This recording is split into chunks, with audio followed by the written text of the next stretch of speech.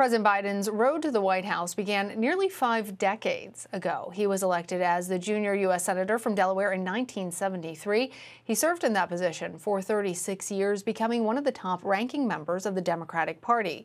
Mr. Biden also ran for president several times, first in 1988, and then he ran in 2008, where he ultimately ended his campaign and joined former President Barack Obama as his running mate.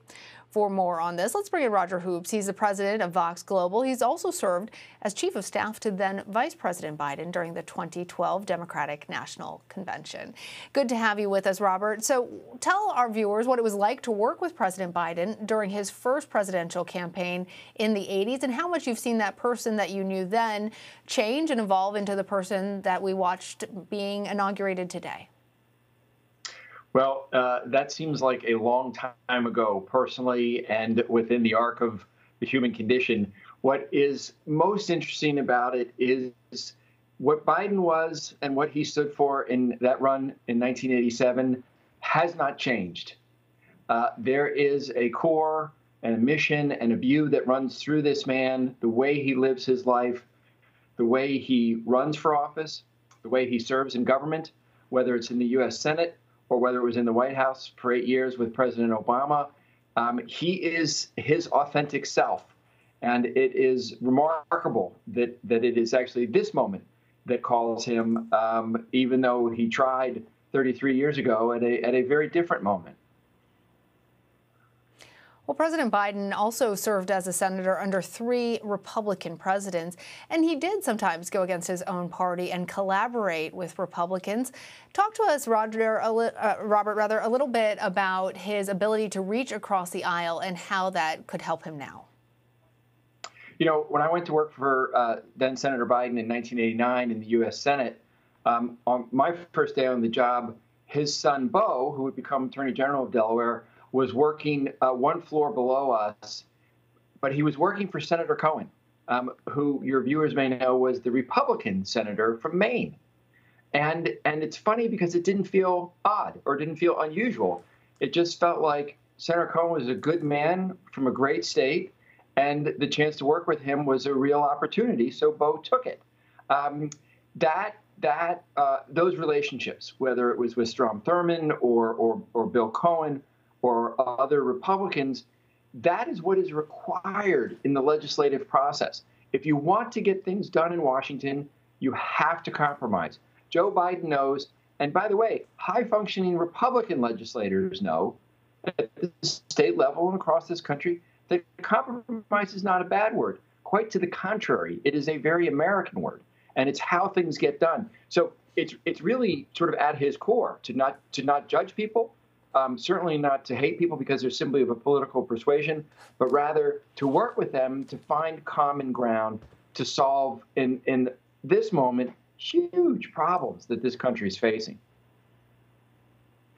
It's interesting, though, Robert, as you say, compromise isn't a dirty word, and certainly President Biden feels that way. But now that he is the head of the Democratic Party, a position he has never held before, and he is facing opposition both from Republicans, many of whom are looking at elections in 2 years' time, as well as members of his own party who feel like compromise with those Republicans is, in fact, a betrayal of what they have promised their own constituents.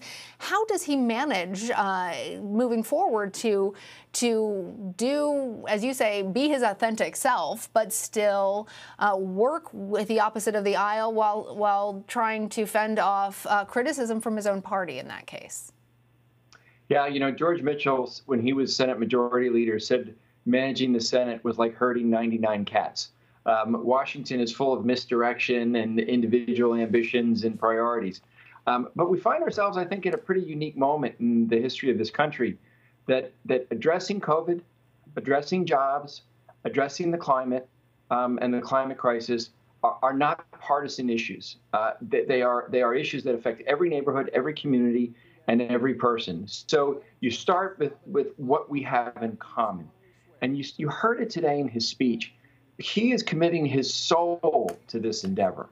That, to me, is a calling to every one of us to say, if he is all in, in finding this common ground, then we have to join him. Joe Biden is not naive either. He knows it's not going to be simple. He knows it's not going to be with a rhetorical flourish that gets these things done. It's going to be hard work. But part of that is what you saw this evening when he swore in 1,000 people to start work on his administration. The White House press secretary, Jen Psaki, just did her first White House event. I'm unaware in my time in Washington where the administration has gone to work 6 hours after the swearing in. There are no balls. There are no ceremonies. There are no lavish endeavors, but rather this is about getting to work. And I really believe Republicans, Democrats will join him in that effort. I really do. I thought, actually, Robert, you were going to bring up another moment from that swearing in that I had never seen before covering politics in America, where the President of the United States instructs the people that work under him, at least in the org chart, that they have to be decent to every single person that works for them, and to recognize their place in service for the American people, saying that if he catches them not being decent, fundamentally decent to other folks, that they will in fact lose their jobs. That was a very unique moment for a president to give that sort of advice. And Robert, you have known President Biden for decades. You've worked on several of Mr. Biden's Senate and presidential campaigns over the years, including the last one in 2020. I'm wondering if you can tell our viewers something that you know about him that others don't. Well, I tell you what, when my father died of lung cancer, one of the first calls I got was from Joe Biden to see how I was doing. He knew my parents. They were the same age. They worked on his first run for Senate in 1972 to ask how I was doing. A couple months, a year later, Bo's memorial service. And when we got to the receiving line, the vice president asked me how I was doing. At that moment of grief for him, he was thinking about other people. He is a remarkable human being. So when he says, if I see you being unkind, I will fire you, he means it. Joe Biden does not tolerate bullies. And we have an expression in Delaware called Delaware nice.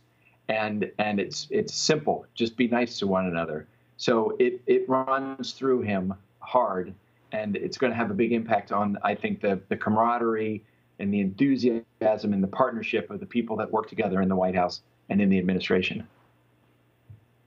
All right. Robert Hoops, thank you. Thank you.